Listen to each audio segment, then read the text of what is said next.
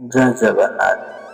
ଆଜିର ସଂସାରରେ ଅନେକ ଲୋକ ଅନ୍ୟମାନଙ୍କୁ ବିପଦରେ ପକାଇ ତାଙ୍କ ସରଳତାର ସୁଯୋଗ ନେଇ ତାଙ୍କୁ ନିନ୍ଦିତ କରି ଖୁସି ମନାଉଥାନ୍ତି। ହେଲେ ସେ ନିଜେ ମଧ୍ୟ ଜାଣିନଥାନ୍ତି ଯେ ସେ ଖୁସି ଖୁବ୍ ଅଳ୍ପ ଦିନର।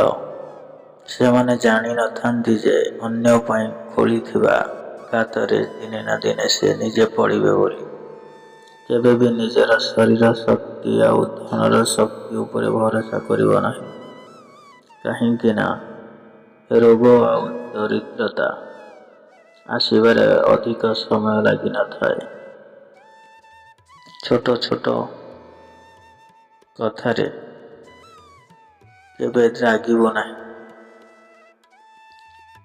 ଭୁଲ ଯଦି ହୋଇଯାଏ ଭୁଲ ବୁଝିବ ନାହିଁ। ରାଗିବୁ ତୁ ସେତେବେଳେ ଯେବେ ମୁଁ ସମ୍ପର୍କ ଭାଙ୍ଗିଦେବି, ଆଉ ସେ ସମୟ ସେତେବେଳେ ହିଁ ଆସିବ ଯେତେବେଳେ ମୁଁ ଏ ଦୁନିଆ ଛାଡ଼ିଦେବି। ଜୀବନରେ କେବେ କାହା ପଛରେ ଦୌଡ଼ ନାହିଁ।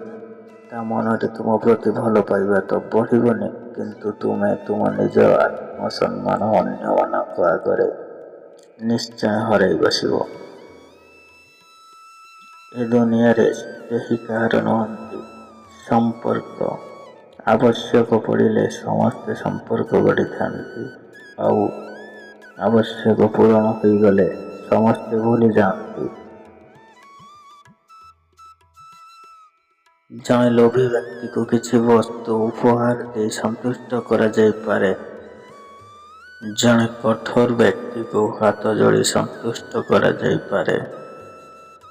ଜଣେ ମୂର୍ଖ ବ୍ୟକ୍ତିକୁ ସମ୍ମାନ ଦେଇ ସନ୍ତୁଷ୍ଟ କରାଯାଇପାରେ, ଆଉ ଜଣେ ବିଦ୍ୱାନ ବ୍ୟକ୍ତିକୁ ସତ କଥା କହି ସନ୍ତୁଷ୍ଟ କରାଯାଇପାରେ।